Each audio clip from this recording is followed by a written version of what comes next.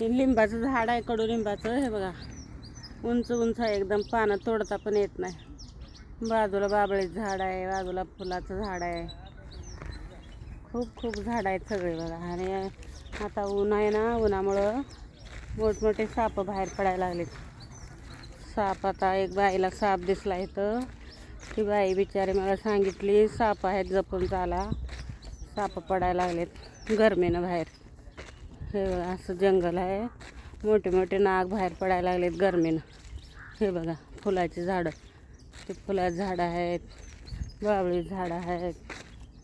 आणि तिकडं त्या साईडला टेम्पो थांबलेत.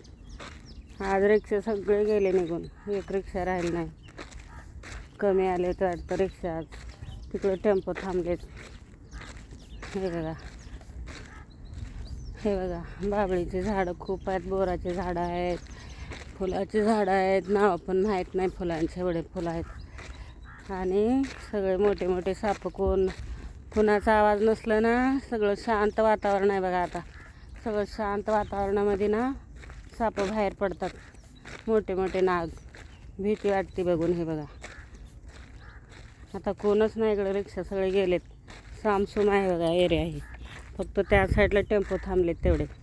इकडं सगळं सामसूम एरिया आहे बघा. हे बघा सामसूम एरिया आहे इथं. मग ना असल्या जाग्यात साप बिप, भीती वाटते सापांची. बघून चालावं लागतं, पायातून साप पळतात नाही तर.